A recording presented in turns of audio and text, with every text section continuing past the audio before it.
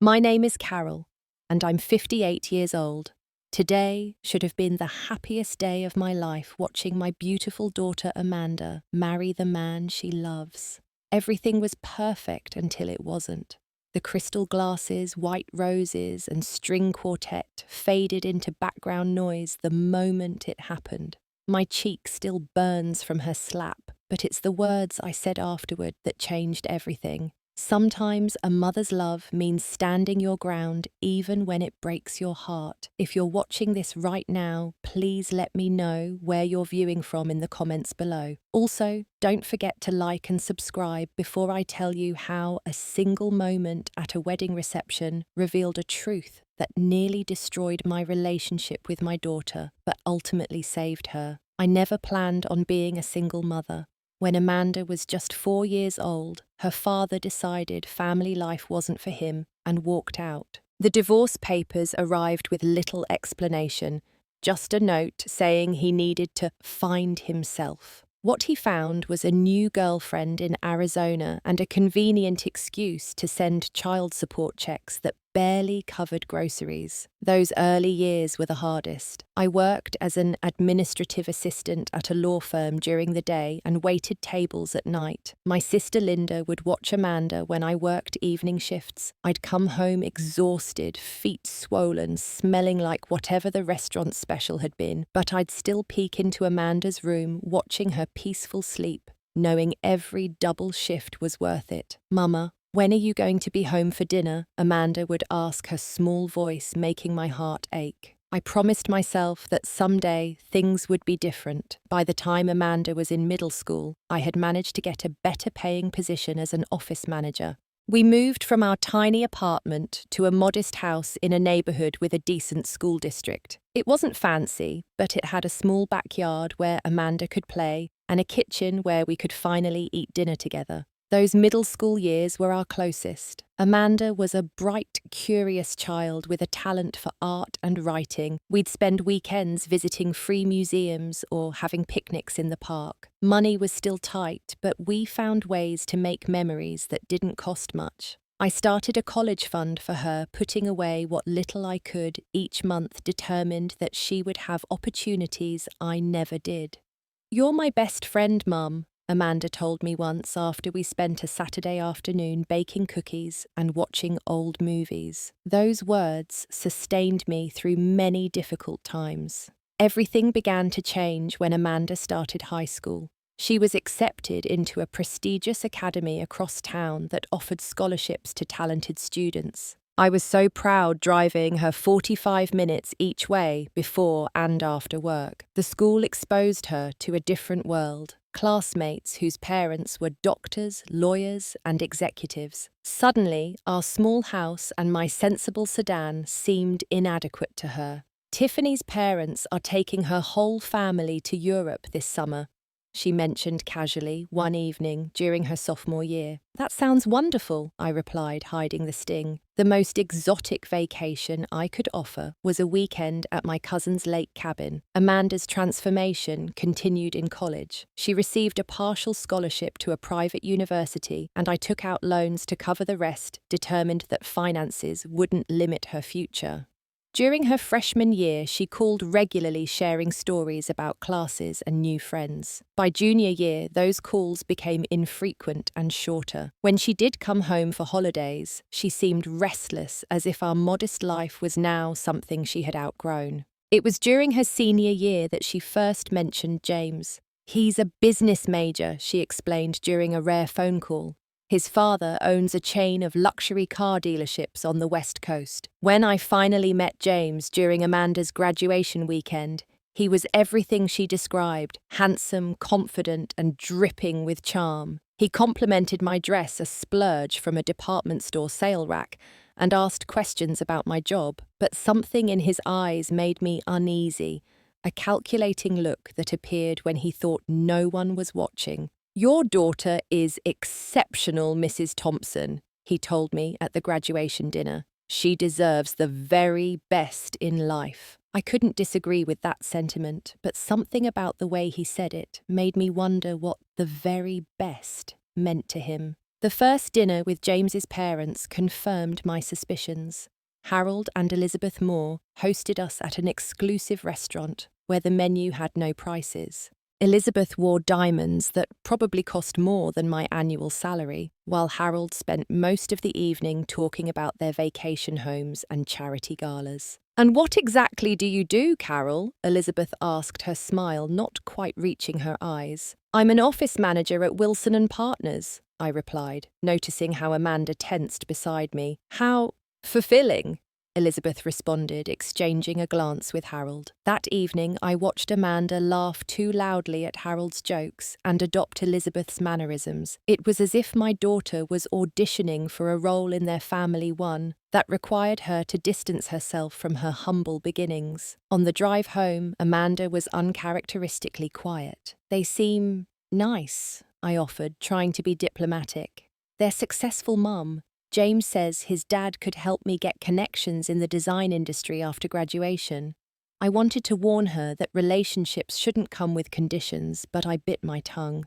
At 22, Amanda might interpret any concern as jealousy or an attempt to hold her back. Over the next year, Amanda and James's relationship intensified. She moved to Seattle after graduation to be closer to him, taking a job at a marketing firm where, coincidentally, Harold knew the CEO. Our phone calls became even less frequent, and when we did speak, Amanda mostly talked about James's accomplishments or social events with his friends. I tried to maintain our connection, sending care packages and suggesting I visit. My offers were met with vague excuses about her busy schedule. When I finally did visit 6 months after her move, Amanda seemed anxious the entire weekend, checking her phone constantly for messages from James. "Is everything okay between you two?" I asked as we had coffee in her sleek apartment, furnished with items I suspected James had selected. "Of course," she replied quickly. "He's just stressed about a big project at work. We're fine." But the way her eyes darted away told me otherwise. Something was changing in my confident, independent daughter, and it worried me deeply. The engagement announcement came via a glossy photo card in the mail rather than a phone call. Amanda and James on a beach at sunset, a massive diamond glittering on her finger. I called immediately, swallowing my hurt that I hadn't heard the news directly from her. "Congratulations, sweetheart, I'm so happy for you," I said, meaning it despite my reservations. "Thanks, Mum. We're thinking about a June wedding. James's parents know the perfect venue." The wedding planning quickly became an exercise in exclusion. Each time I offered suggestions or asked how I could help Amanda, would say, "Elizabeth has already arranged it," or "James thinks this would be better." I understood that traditionally the bride's family hosted the wedding, but I couldn't afford anything close to what the Moores were offering. Still, I wanted to contribute meaningfully to my only daughter's wedding. "Maybe I could make the wedding favours," I suggested during one of our rare planning calls. "I've been taking those craft classes at the community centre and—" "Mom," Amanda interrupted, sighing, "Elizabeth has already ordered custom favours from a designer in New York. Besides, we're going for a certain aesthetic." The word aesthetic hung between us, implying that whatever I might create wouldn't be good enough for their elegant affair. 3 months before the wedding, I flew to Seattle for a dress fitting. Amanda had selected her gown without me, but at least I'd be there when she tried it on with alterations. The bridal salon was exclusive, the kind of place where they offered champagne and spoke in hushed, reverential tones about fabric and silhouettes. When Amanda emerged from the dressing room, my breath caught. She was stunning in an intricately beaded gown with a cathedral train. Tears sprang to my eyes. "You look beautiful, sweetheart," I whispered. Amanda smiled tightly, turning to the mirror. "The seamstress needs to take in the waist more. James likes a more defined silhouette." The salon owner, a sleek woman named Vivian, nodded approvingly. "And have you decided on your mother's dress yet?" Before I could respond, Amanda answered, "Elizabeth found a designer who's creating complementary gowns for both mothers. We want everything to coordinate perfectly." I blinked in surprise. "You've already chosen my dress." "It's easier this way, Mum. Trust me, it'll look better in the photos." That evening, we met Elizabeth for dinner to discuss more wedding details. Elizabeth dominated the conversation, referring to spreadsheets on her tablet and barely acknowledging my presence. "The florist needs final approval on the centerpieces," Elizabeth stated, showing Amanda photos of elaborate arrangements. "What do you think, Mum?" Amanda asked, the first time she'd sought my opinion all day. Before I could answer, Elizabeth interjected. "The burgundy roses would clash with the bridesmaids' dresses, darling. Let's stick with the white and pale pink palette." Amanda nodded, deferring to her future mother-in-law without hesitation. Later, I excused myself to use the restroom. As I was returning, I overheard Amanda and Elizabeth in the hallway outside the restaurant's private dining room. "Your mother seems a bit overwhelmed by all this," Elizabeth said. Amanda's response made my heart sink. She doesn't really understand our vision. Her idea of a wedding is probably something in a community centre with grocery store flowers. They both laughed softly, and I froze unseen around the corner. "Don't worry," Elizabeth continued. "We'll make sure everything is perfect despite her input." I returned to the table with a smile plastered on my face, the hurt burning deep inside. That night in my hotel room, I called my sister Linda and finally let the tears fall. "She's embarrassed by me, Linda. My own daughter." "That's not Amanda talking," Linda insisted. "It's the influence of James and his family. Don't give up on her."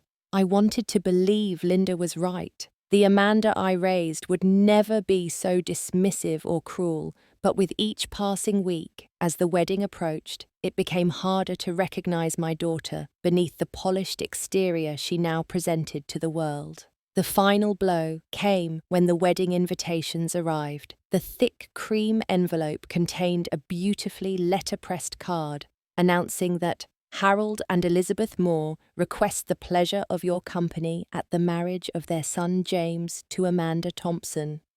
My name appeared nowhere on the invitation, not even a mention that I was the mother of the bride. When I called Amanda to ask about it, her response was casual. "It's just tradition, Mum, since they're paying for everything." But it wasn't tradition. It was another deliberate erasure of my role in Amanda's life. Despite everything, I continued to support her preparations, sending cheerful texts and offering encouragement. I wanted to be there for my daughter, even as she pushed me further to the periphery of her life. Deep down, I hoped that after the wedding, once the influence of the planning process and the Moore's overwhelming presence subsided, I might reconnect with the daughter I'd raised. I never imagined that the wedding day itself would force a reckoning none of us was prepared for. The week of the wedding arrived with military precision, orchestrated by Elizabeth and her team of planners. I flew into Seattle 3 days before staying at the hotel where the wedding would be held rather than at Amanda's apartment. The rehearsal dinner was scheduled for Friday night with the ceremony on Saturday afternoon. The rehearsal dinner was an elaborate affair at an upscale restaurant overlooking Puget Sound. 70 people for what was supposedly an intimate gathering of family and the wedding party. I wore the navy blue dress I'd bought specially for the occasion, one that had stretched my budget but that I hoped would fit in with the elegant crowd. As I entered the private dining room, I immediately felt out of place. Clusters of people in designer clothing chatted animatedly, champagne flutes in hand. Amanda was at the centre of one group, laughing with James's arm around her waist. She looked up as I approached her, smile faltering slightly. "Mum, you're here. You remember James's parents, of course." Harold barely acknowledged me with a nod, while Elizabeth gave me a quick air kiss near my cheek. "That's a lovely dress, Carol. Is it new?" Elizabeth asked, her eyes scanning me from head to toe. "Yes, I bought it specially for this weekend," I replied, trying to sound confident. "How thoughtful. Navy is so practical." The dinner itself was no better. I was seated at a table far from Amanda and the Moores, alongside distant relatives of James and a couple of his parents' friends.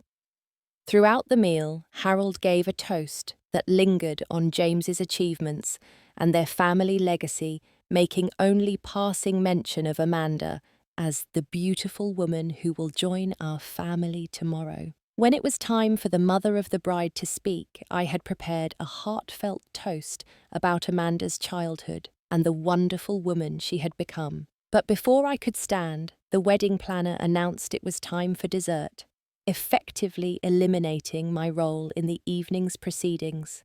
As people mingled after dinner, I noticed whispers and glances in my direction. Once I caught a snippet of conversation from two women I didn't recognize. That's the mother. Yes, single parent. Some kind of secretary, I believe. I held my head high and pretended not to hear, but each word stung like a paper cut. Small, but surprisingly painful. Later, I found myself standing near the bar, next to a young man who introduced himself as Tyler, a college friend of James. "You're Amanda's mum, right? It's nice to meet you. Amanda used to talk about you a lot in school." I smiled, grateful for the friendly conversation. "Did you know Amanda well in college?" Something flickered across Tyler's face.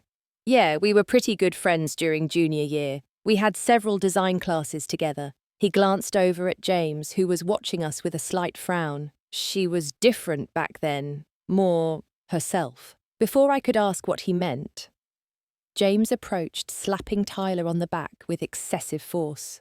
"Talking to the mother of the bride, huh? Better watch out. Carol might try to recruit you to make centerpieces or something crafty."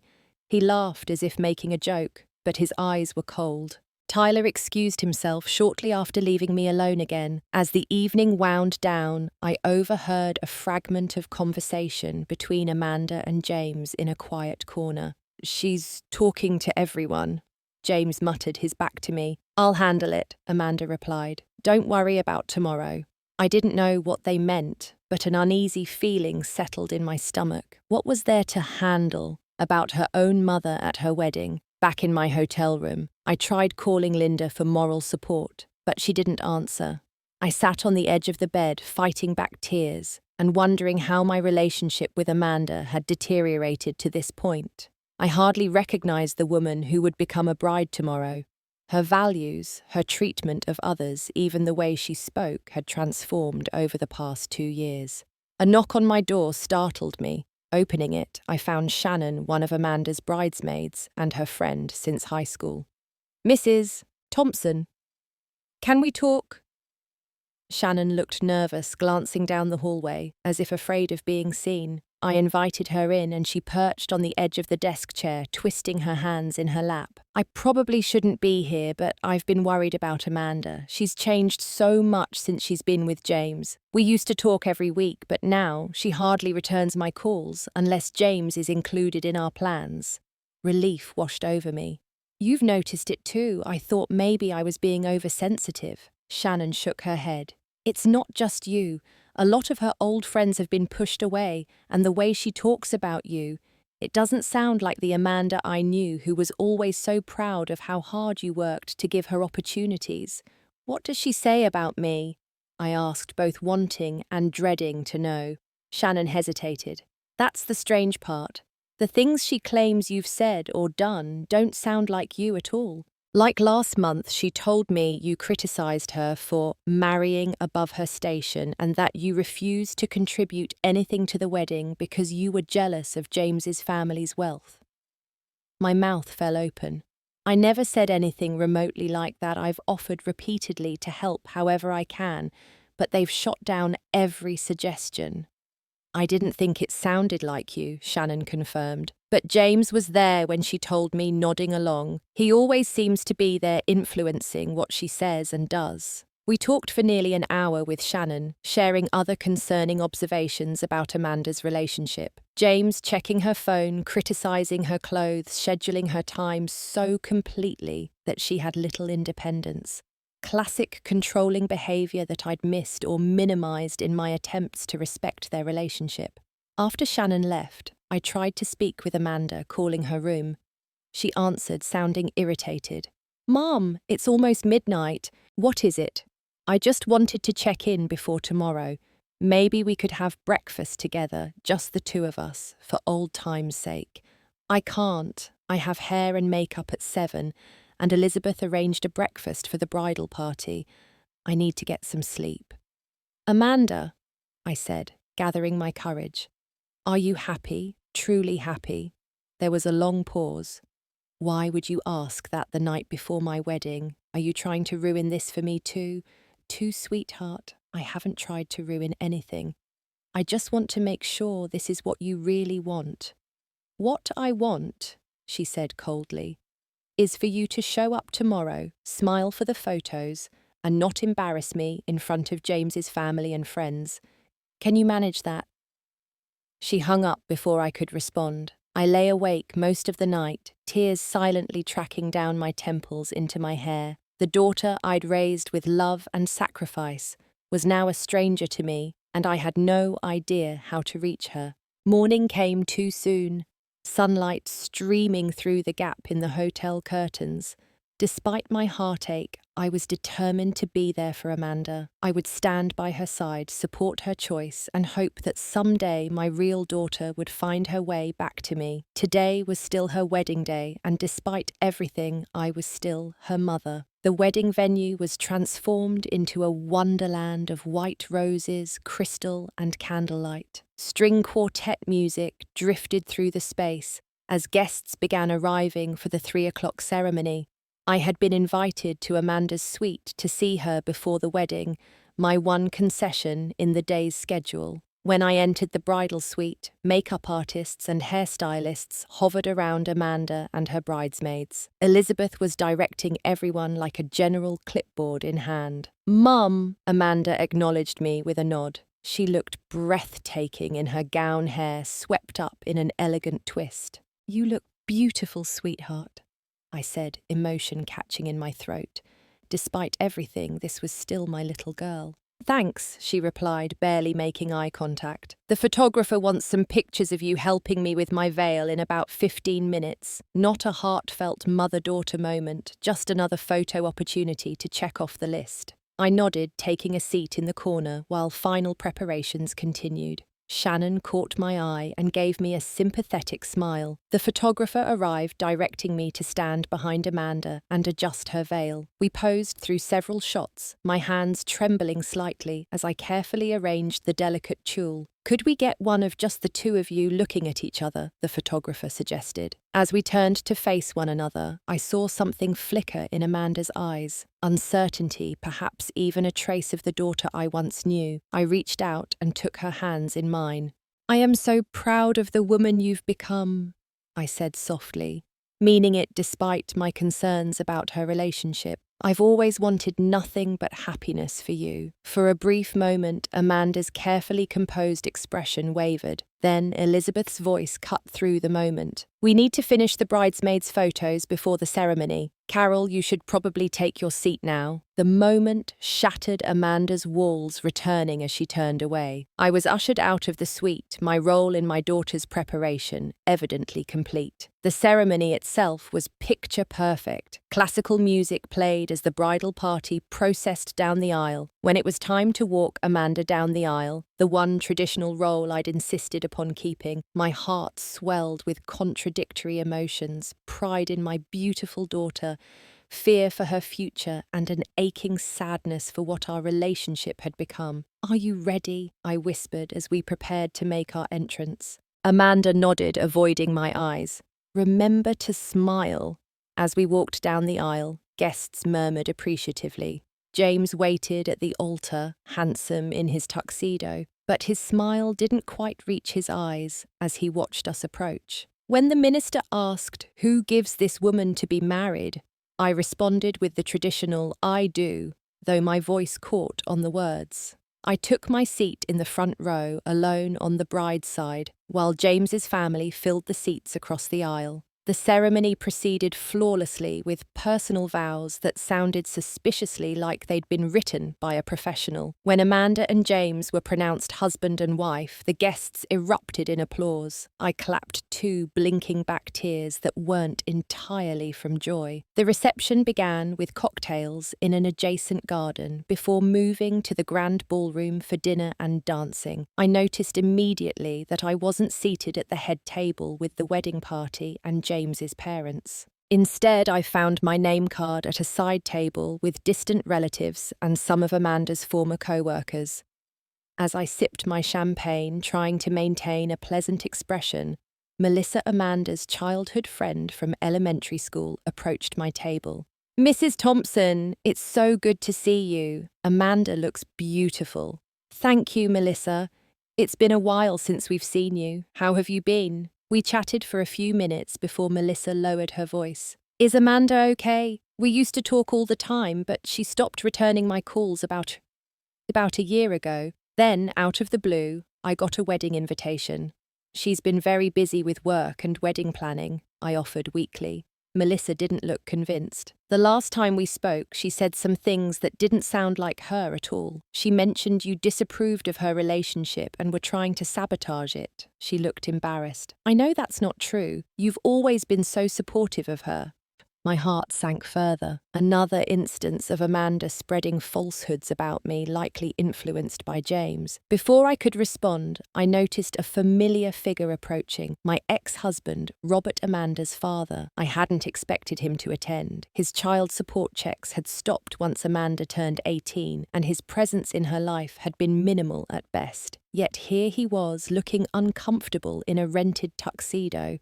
"Carol?" He nodded, taking the empty seat beside me after Melissa excused herself. "Beautiful wedding." "Yes," I agreed, unsure what else to say to this man who had abandoned our family decades ago. "Amanda doesn't seem like herself," he said, after a moment, surprising me with his perception. "I know I haven't been around much, but this isn't the kid I remember." "No," I admitted. "She's changed a lot in the past couple of years." Robert studied me with unexpected compassion. "You did a hell of a job raising her on your own, Carol. Better than I would have. Whatever's going on with her now isn't your fault." His words touched a place in my heart I thought had hardened against him years ago. Maybe it took another parent, however negligent, to recognize what was happening to our daughter. Throughout the reception, I observed Amanda and James closely. He seemed to be constantly whispering in her ear, his hand gripping her arm a little too tightly when they moved between guests. Amanda's smile looked fixed, her eyes darting to James for approval after each interaction. I also noticed that I wasn't included in any of the formal reception activities. No mother-daughter dance, no mention in the speeches, not even a thank you for raising the bride. It was as if James's family had completely absorbed Amanda, erasing her past and my role in her life. When dinner was served, I found a wedding program tucked beneath my napkin. Flipping through it, my suspicions were confirmed. The About the Bride section mentioned Amanda's education and career, but made no reference to her upbringing or family. The acknowledgements thanked Harold and Elizabeth Moore for their generous support and guidance, with no mention of me whatsoever. As the evening progressed, I noticed Amanda growing increasingly anxious, her gaze frequently finding me across the room. James, too, seemed to be watching me, whispering to Amanda whenever our eyes met. What were they saying? What were they afraid I might do? Shannon stopped by my table briefly during dessert. "Are you okay, Mrs. Thompson? You seem upset." "I'm fine," I assured her, though it was far from true, just taking everything in. I tried to talk to Amanda earlier, but James interrupted. He hardly leaves her side for a second. She hesitated. "There's something off about him, the way he controls the conversation, how he's always touching her like he's steering her around the room." I nodded, grateful someone else noticed the dynamic. "Thank you for being a good friend to her, Shannon. She needs that right now, even if she doesn't realize it." As Shannon left, I saw James watching our interaction, his expression darkening. He leaned down to whisper something to Amanda, his eyes never leaving me. Amanda's head snapped up, looking in my direction with an expression I couldn't quite read. The knot in my stomach tightened. Something was about to happen, and I had a feeling it wouldn't be good. I was picking at my dessert, a delicate panna cotta I couldn't taste, when I noticed James and Amanda having what appeared to be an intense conversation at the head table. James's face was rigid, his mouth close to Amanda's ear as he spoke urgently. Amanda's expression shifted from resistant to resigned, finally hardening into determination. They both looked directly at me. My heart began to pound as Amanda stood abruptly and made her way toward my table. James followed a few steps behind, his expression smug. The reception was in full swing with guests dancing and mingling, but something in Amanda's purposeful stride caused several people to pause and watch. She stopped directly in front of me, her face flushed, hands clenched at her sides. Before I could speak, it happened. Amanda's hand whipped through the air, connecting with my cheek in a slap so sharp and sudden that the sound seemed to echo through the ballroom. Conversations halted. The music played on, but no one was dancing anymore. Every eye in the room was fixed on us.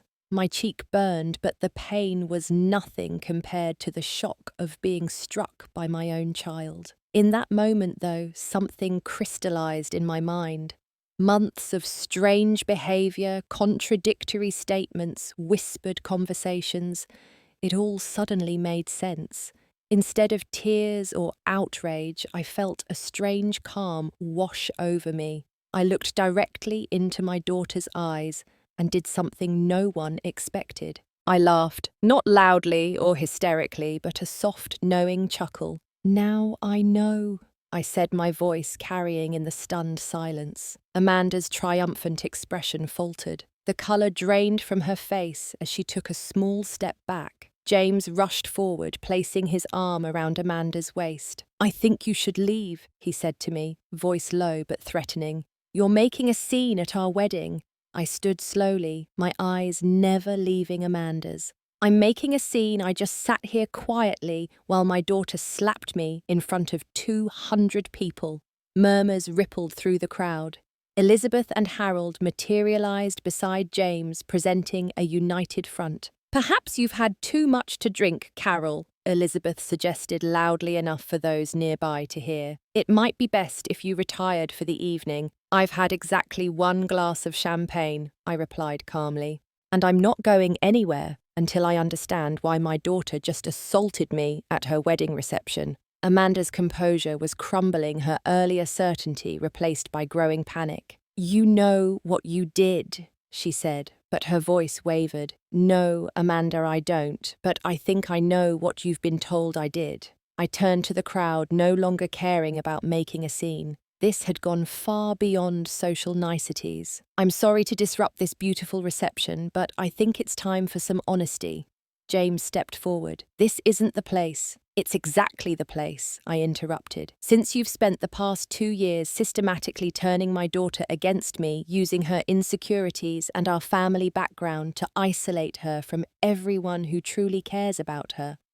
Gasps and whispers spread through the room. Amanda stared at me, confusion clouding her features. "That's not true."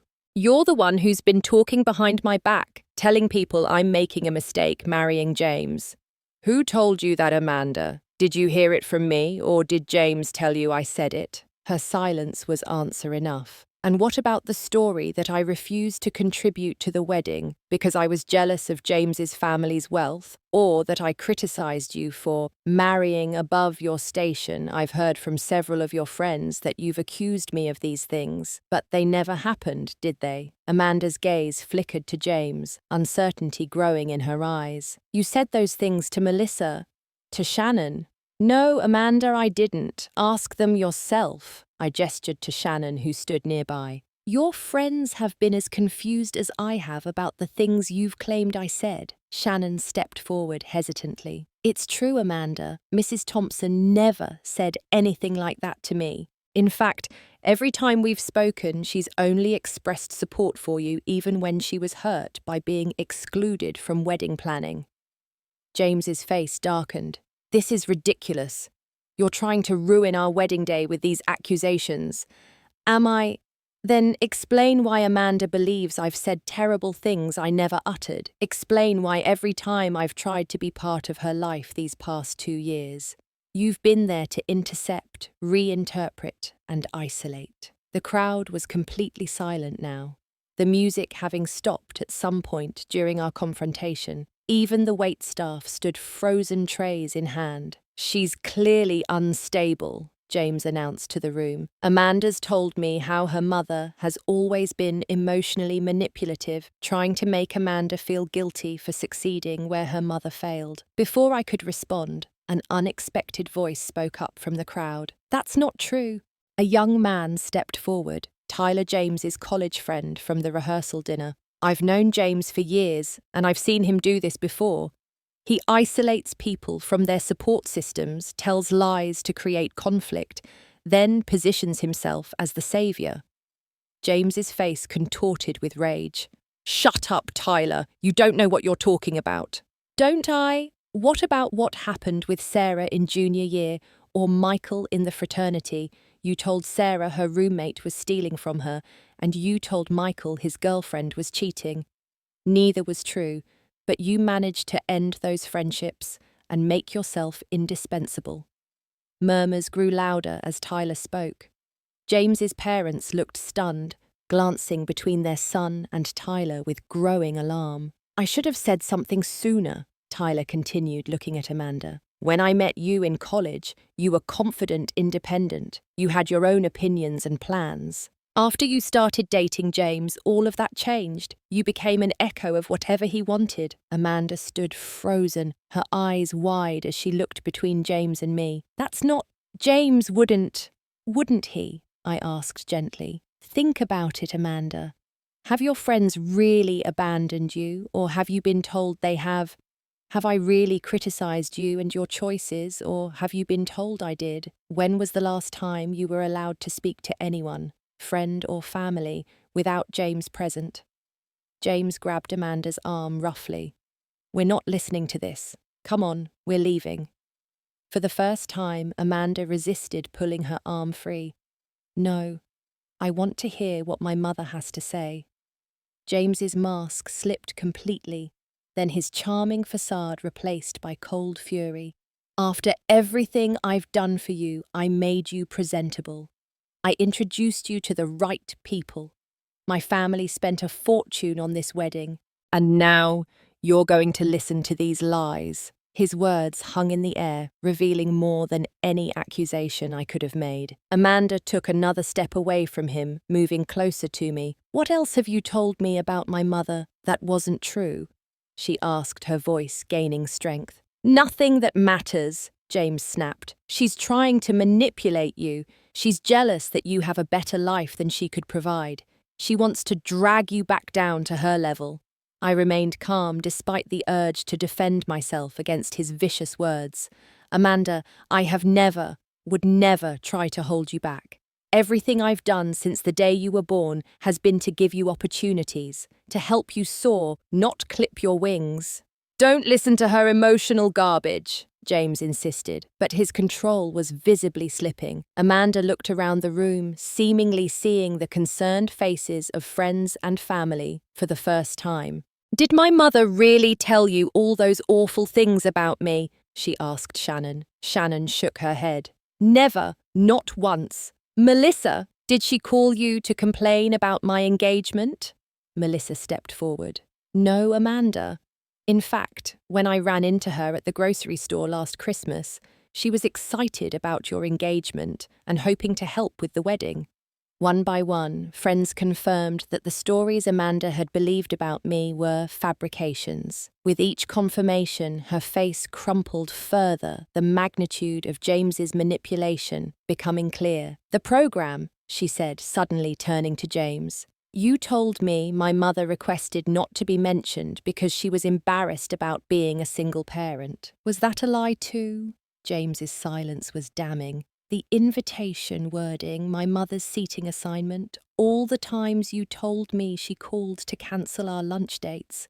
Were those lies as well? James's face hardened. You're making a mistake, he warned. The mistake was believing you over the woman who sacrificed everything for me, Amanda replied, her voice breaking. She turned to me, tears streaming down her face. Mom, I'm so sorry. I don't know how I could have been so blind. I opened my arms and Amanda fell into them, sobbing against my shoulder like she hadn't done since she was a little girl. The room remained silent, the assembled guests witnessing the unravelling of what had appeared to be a perfect union. Harold and Elizabeth Moore approached cautiously. "James," Harold said in a tight voice, "I think we need to talk, privately." "There's nothing to discuss," James spat. "My wife is having a momentary lapse of judgment." "She's not your wife yet," I pointed out quietly. "The marriage certificate hasn't been signed." For a moment, James looked as if he might lunge at me. Several guests moved forward protectively, including, surprisingly, my ex-husband, Robert. "I think you should go with your parents, James," Robert suggested firmly, "before this gets any worse for you." James looked around the room, apparently realizing he had lost control of the situation. With a final venomous glare at Amanda and me, he stalked away, followed by his stunned parents. The wedding coordinator, who had been hovering anxiously on the periphery, approached us. "What should we tell the guests?" she whispered. Amanda straightened up, wiping her tears. With newfound strength in her voice, she addressed the room. "I want to apologize to everyone for what you've witnessed tonight. I've made a terrible mistake. Not in my mother, who has always loved me unconditionally, but in the man I thought I knew. This wedding reception is over, but please enjoy the food, drinks, and music." As murmurs and conversation gradually resumed, Amanda turned to me. "Can we go somewhere to talk? There's so much I need to understand, so much I need to apologize for." Hand in hand, we left the reception, not as mother of the bride and new wife, but as mother and daughter, beginning the long journey back to each other. The days following what should have been Amanda's wedding day were a blur of painful revelations and emotional conversations. We checked out of the wedding hotel and moved to a small bed and breakfast on the outskirts of Seattle, needing privacy to process everything that had happened. Amanda sat cross-legged on the floral bedspread that first night, still in her wedding dress, unable to bring herself to remove it just yet. "I don't understand how I let this happen," she whispered, her voice hoarse from crying. "How did I not see what he was doing?" I sat beside her, stroking her hair as I had when she was small. "Manipulation doesn't happen overnight, sweetheart. It's slow, calculated. Each small lie builds on the last, until you can't see the truth anymore. But the things I believed about you, the awful things I thought you said, how could I have believed that about my own mother?" "Because James was careful to play on insecurities that already existed," I explained gently. "Your concerns about our different backgrounds, your aspirations for a different kind of life than the one I could provide. He took those normal feelings and twisted them into something ugly." Over the next few days, Amanda began the painful process of unraveling 2 years of manipulation. She retrieved her phone from the wedding venue and found messages from friends that James had deleted before she could see them. She discovered emails in her trash folder from me invitations and kind words I'd sent that she never received. He had access to all my accounts, she realized with horror. He was filtering my entire life. Elizabeth Moore called once, tearfully apologizing for her role in the situation. "We didn't realize what James was doing," she claimed. "We thought you wanted a grand wedding, that you preferred our help to your mother's." James told us so many stories. Whether she was being truthful or trying to salvage her family's reputation remained unclear, but Amanda accepted the apology graciously before blocking the number. James himself alternated between rage-filled texts and pitiful pleas for forgiveness. Amanda read a few aloud to me, her voice growing stronger each time she recognized a manipulation tactic. "Listen to this one," she said a week after the wedding. "I only kept you from those toxic friendships because I saw how they were using you. I was protecting you." She shook her head. Classic gaslighting. He wasn't protecting me, he was isolating me. I was proud of how quickly Amanda was reclaiming her agency, researching emotional abuse and manipulation, reconnecting with friends she'd been separated from. But the healing wasn't linear. Some nights, she would cry until she couldn't breathe, overwhelmed by shame and regret. "How can you forgive me after the things I said to you, after I slapped you in front of everyone? Because I'm your mother," I answered simply, "and because you were a victim too. The slap wasn't really you hitting me, it was James using your hand. 2 weeks after the wedding, Amanda consulted a lawyer about an annulment. James had begun showing up at her workplace, sending flowers hourly, and calling from different numbers when she blocked him. The lawyer says I have grounds for an annulment since we never consummated the marriage, she told me over coffee, and she's helping me file a restraining order. Are you sure you're ready for that? I asked, worried about James's potential reaction. Amanda squared her shoulders, a glimmer of her old confidence returning. I'm sure I need to take back control of my life, starting with legally ensuring that man has no claim on me. The legal process was straightforward but emotionally draining. James contested the annulment initially, then mysteriously withdrew his objection after his father became involved. I suspected Harold Moore, concerned about family reputation, had pressured James to end things quietly. Throughout it all, I was careful not to say, "I told you so," or express the anger I sometimes felt when thinking about how James had nearly destroyed my relationship with my daughter. Instead, I focused on supporting Amanda's healing process and rebuilding our trust. We spent a month in Seattle together, longer than I'd initially planned to stay for the wedding. I worked remotely when possible, took some vacation days, and simply accepted that my daughter needed me. We cooked together, watched old movies like we used to, and gradually began to laugh again. Amanda started therapy, working through not just the manipulation from James, but also some of our long-standing mother-daughter dynamics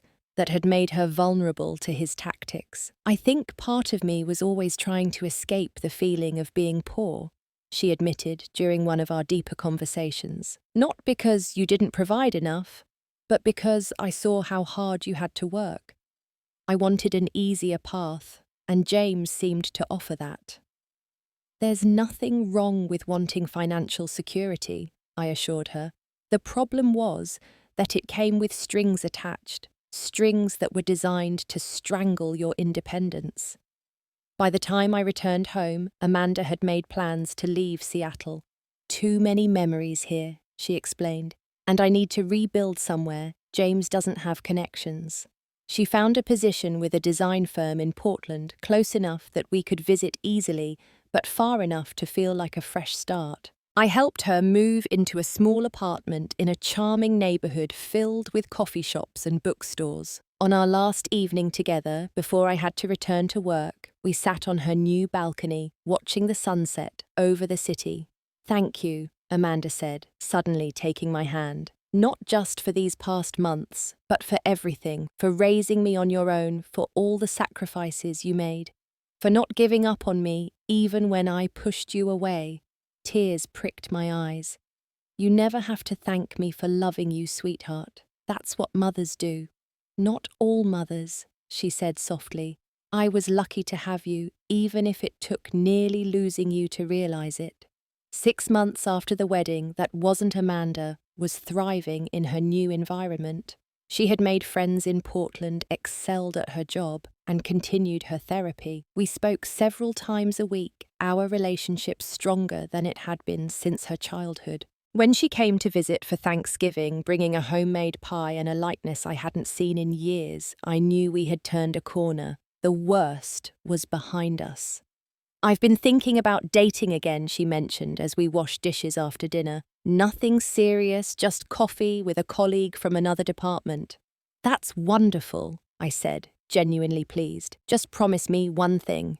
What's that? If he ever suggests you slap your mother at a family gathering, run for the hills. Amanda's laughter, full and unrestrained, was the sweetest sound I'd heard in years.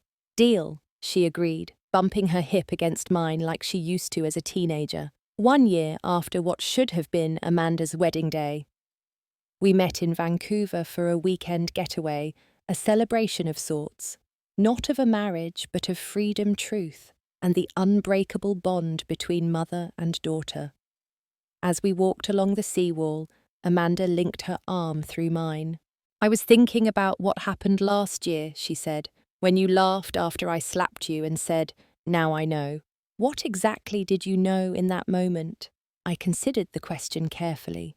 I knew that the daughter I raised would never have struck me unless she'd been fed terrible lies. I knew that someone had poisoned you against me so thoroughly that you believed violence was justified, and in that moment, all the pieces fell into place about James's manipulation. Amanda nodded thoughtfully. Your laugh was what saved me, you know. It was so unexpected. It made me question everything for the first time. If you'd reacted the way James told me you would, with anger or victimhood, I might never have seen the truth. We stopped to watch the sunset over the ocean, vibrant pinks and oranges painting the sky. I've learned something important from all this, Amanda said. True love, whether romantic or family, never requires you to cut yourself off from others who care about you. Real love expands your world.